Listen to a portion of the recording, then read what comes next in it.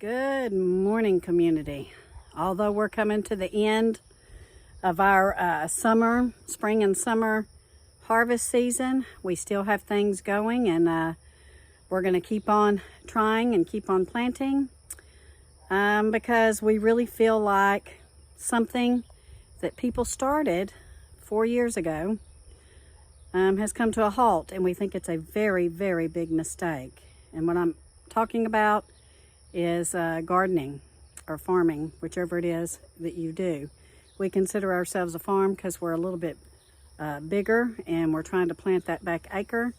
But I know there's a lot of people out there who started to learn how to garden about 4 years ago. So we know that the COVID pandemic started coming through here in Texas around February of 2020. And so actually that's a little longer than 4 years ago because we're in July 2024 right now. And I do know that the spring of that year, people really got serious about growing their own food and gardening because they were a little fearful. Now I can vouch for what the grocery stores look like here in North Texas around that time because I was trying to buy groceries for my mother-in-law, my mother and pop, and my daughter, and we had to hit many of the stores very early when things started to tick up, and there was one point where we were only able to get chicken legs. Of course, we all know the toilet paper fiasco, how there was no toilet paper, no paper towels, no paper goods. You know, there was a big run on that, but we had already had things in our pantry, so we weren't too worried about it. Many people ramped up their skills in canning and preserving, and freeze dryers started flying off the shelf, and food dehydrators started flying off the shelf. But what am I seeing now? I'm seeing that because you can get to the grocery store and because you can get what you need, even though the prices are astronomical, we're paying $4 for a loaf of bread right now. People have stopped growing their own food and trying to figure out how to stock their pantries in the event of an emergency.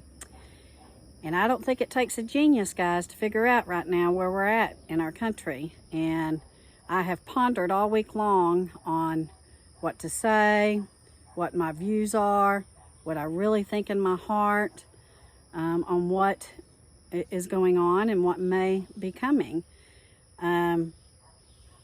My personal opinion is it doesn't matter what happens in the election, we're in for some perilous times. I'm not subscribing to the idea that our country is going to be okay. I'm not subscribing to that right now at all. I think that especially the rest of this year and into next year, we're going to see some big changes, again, regardless of who's in office. I think the changes are going to be detrimental to us Americans, and I think all you need to do is look at the last 4 years to see what has happened, what has progressed, and I think people are just getting used to it, and they're getting a little numb to it, and just kind of thinking that they're going to rock along and everything's going to be just fine. And I'm not so sure that that's the case. I don't think that our economy is in a position to rebound anytime soon. Our gas here right now is back up over $3 a gallon. If I didn't work close to the house, it would be very difficult for us. And we all know that groceries, gosh, you know, I see that they're saying 12 to 20% higher. They're way, way higher than that, guys. There's things that we're paying 200 to 300% more than what we paid back before 2019 and 2020. Things have really increased in price, and going to the grocery store can be very discouraging. And I can give you a couple of examples. We were paying 99 cents a gallon of milk here in Texas in 2019, and now we're paying over $3. So that tells you the percentage right there is not just 10 to 12%. A loaf of bread again is like $4. You can get certain things to put in your pantry that's cost efficient, but that's gonna be like rice and beans, and you're not just gonna want to eat rice and beans in the event of a national emergency. So we are, and have been, and we will continue to can up meats and to can up our vegetables out of the garden that we get, to freeze dry, to freeze anything that we can. We're trying to choose the best method for each item to determine what's the best way to store it and what's the best way to preserve it to where it's going to maintain its flavor, where it's going to maintain its shelf life. So there's all kinds of ways you can preserve your food. There's certain things that we are freeze drying. There are certain things that we are canning. There are certain things that we are just simply freezing, and there's certain things that we are dehydrating. The main things that we are freeze drying right now are some of our tomatoes, and we're making beautiful tomato powder. We have freeze dried beets. These are all powders that we can make nutrient dense smoothies out of. What I'm canning are our meats and some of our fruits. You can also freeze dry your fruits too, but some of them I want to keep intact so that we can use them for desserts. Having a garden gives us a certain amount of peace of mind, knowing that we have something always growing, and we do always have something growing. It might not be much, but something is always growing that we can either use to flavor our food or we can use to eat. Now, we've canned up tons of tomatoes this year and tons of tomato sauce. I've canned up some pears. I've canned up quite a bit of green beans. If you find like potatoes and stuff, I know some of you are growing your own, can up those potatoes. If you find them on sale, you might want to go ahead and can up a bunch. Right now, a bag of potatoes is costing us about $5 for a 10-pound bag. That was probably about $1.99 back in 2019. We have sweet potatoes, as you saw at the beginning of the video, growing. I can't wait for those to start coming in. They'll probably be in sometime in September. We will be saving those. We have loads of onions that we've put back because we can make onion broth, or we can use onion to flavor our foods. Any of the meats that we have canned back in our pantry, any of the foods that we have canned, using them to make spaghetti sauce with our tomatoes. So start thinking of ways to preserve your food, and I know many of you already are. But if you have quit gardening because you think we're in the all clear, I'm afraid that you might have made a pretty serious mistake. I'm not going to say it's a grave mistake because it's not. I don't believe it is. But I believe it's a serious mistake as far as hitting your pocketbook and maybe availability. This morning I pulled feverfew out of the freeze dryer because we have gotten very serious about our medicinal herbs, as many of you know. So we did a load of feverfew. We have done marshmallow. We're going to be doing another load of marshmallow today. Holy basil we've done, our Italian basil, some rosemary. We love freeze-dried rosemary. That's also considered a medicinal, but it's also a wonderful herb for cooking. It's one of the most popular ones. We got horseradish in the ground. So we have gotten very serious about our medicinal herbs and how we're preserving them and how we're saving them. And by all means, make sure you save your seeds from your garden this year, because you want to try to make sure you have seeds next year. We'll be putting our fresh seeds up on the website here soon, and there's still some out there if you want to go check that out. But make sure you have seeds for your spring garden next year, and save what you can from yours, because when you save seeds from your garden, then they're getting already acclimated to your area, and they tend to do better each year moving forward. So the Lord has given us a break in this coming week. It's really quite nice out here right now, but we are only going to be in the 80s starting, I think, tomorrow, with a chance of rain every day. So now, if you're in North Texas, it's a good time to try to start some of your fall plantings, because it's not going to be excruciatingly hot to get those fall seeds going. So I'm going to try to start a couple of trays today and tomorrow of maybe some of my fall varieties, so we can try to get some things ready to put into the ground here real soon. Fall will be here before you know it, and boy, am I looking so forward to it. Although we've not had a very hot summer. We've had hot days, but thank goodness it wasn't like last year where we were already bumping several 100-degree days, and last year we were hitting 113 and 115, and our heat indexes were just simply awful.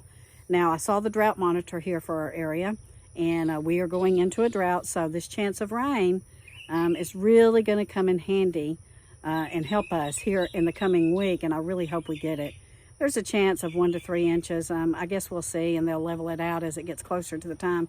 But I'll take anything we can get.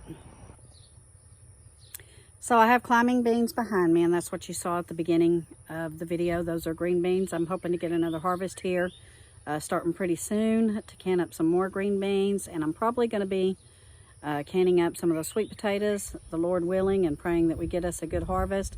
But I'll also set some aside that we can use for baking. And I'll do a video on that, and I've done videos in the past of how to preserve and how to store your sweet potatoes. But if you're new to the channel, look for that video to be coming up in the next month or two as we prepare them. And really need to start getting some greens, maybe some high protein fall vegetables in, and winter vegetables, which it could include or will include your cauliflower and your broccolis. So these are certain things that should grow here in our area. Now, we've had a rough couple of years getting things started, guys, because it's been hot, but we're not going to quit. We're going to keep on trying. It's very important that we keep on trying. And if you have stopped, you need to start considering what it is that you want to plant and put something in the ground, even in a small area, even in containers on your back porch, even in one of the grow towers. Just start thinking about things you can grow for your family that's going to supplement your grocery budget. And let me tell you something, our grocery budget is pretty slim. A couple of new items that are going to be up on the website when they're ready is we have some bee balm and some lemon balm and some chamomile. Excited about putting those up as soon as we're going to let them get a little bit bigger before we start processing. And moringa. So we have several moringa trees growing up on the property. And like they said, they do grow to be about 10 to 12 feet in 1 year. And we have a couple right now that's probably about 6 feet tall.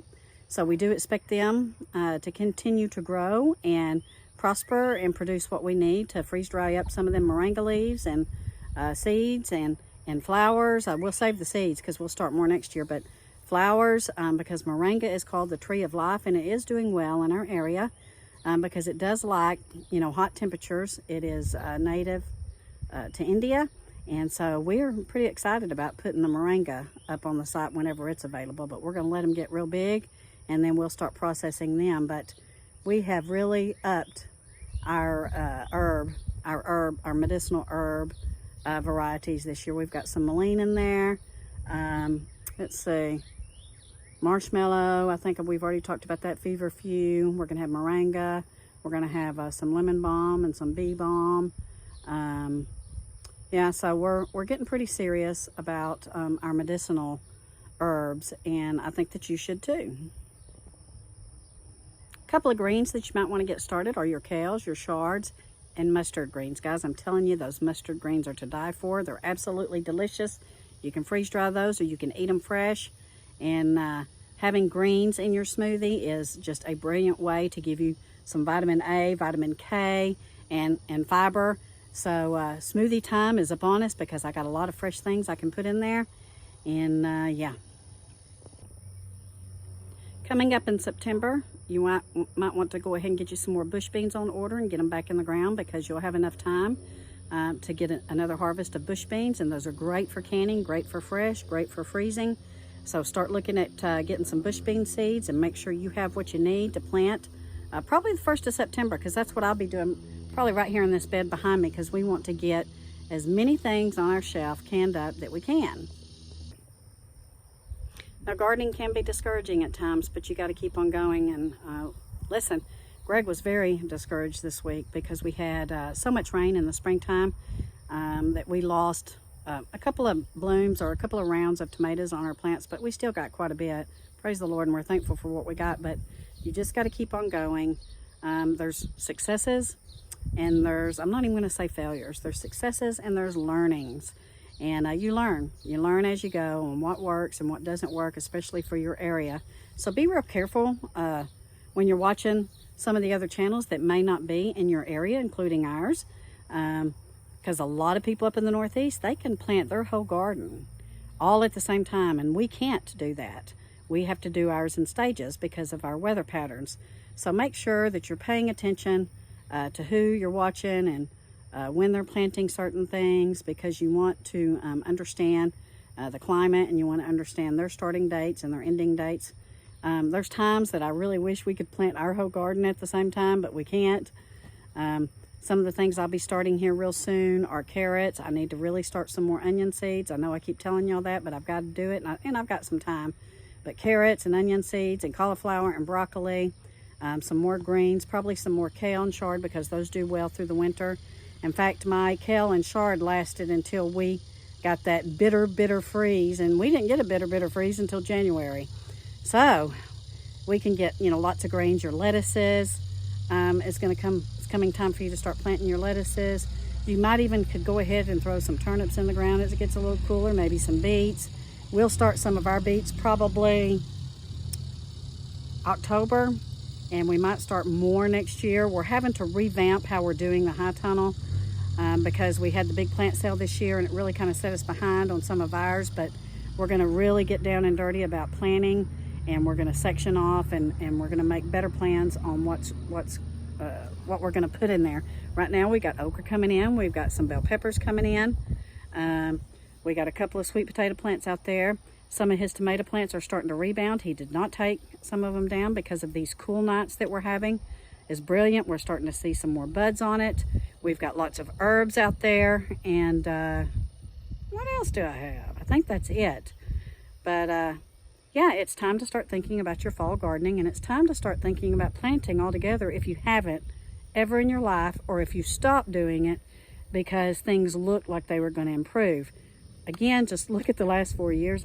They have not improved. They've not improved. They've consistently gotten worse, and I just think that we have gotten used to it, and we have trudged through. But I think that we're going to be in for some pretty tough times the rest of this year and well into next year. So start planning your spring garden. Try not to get discouraged. Try not to get discouraged, because I know a lot of you are like us. We didn't get hardly any squash and zucchini. We could probably go ahead and plant some, and we just might well do so. But we had a lot of blossom end rot because of the cooler temps, and we didn't hardly see any pollinators, guys. That's another thing. We didn't hardly see any pollinators. So start educating yourself on hand pollinating some of your plants. Cucumber, squash, and zucchini. Those are all hand pollinatable, and it was just real hard for me to do that this year because I'm back at work, and I wasn't here every morning to do that like I normally do. So we're making some changes on where we're going to grow our squash and zucchini next year, and where we're going to plant it, and how early we're going to plant it, because La Nina pattern is coming into play, and so we're going to have to pay attention to see if La Nina is going to be strong like it was in 2021 when we got that terrible ice storm. And because that could put a hiccup in all of our plants. Or if we're going to kind of have a wet pattern like we did last year, we're really going to have to change around what we did and how quickly we did things. We have some ideas on that back acre of what we're going to do here at the end of this season, and how we're going to prepare for next season well in advance. And so you guys need to start doing that too. But just wanted to encourage you guys, and those of you that have stopped, you need to start right back up, and you need to start thinking about what you're going to grow, and you need to start thinking about things that you can put on your pantry or in your freezer. So love you guys. Got to get back to work today. We got a lot of things going on. It's really a nice day, and so we have to take advantage of these nice days to really ramp it up and get things done. Love you all. See you soon. Stay safe, stay vigilant, and may God bless you, and may God bless America.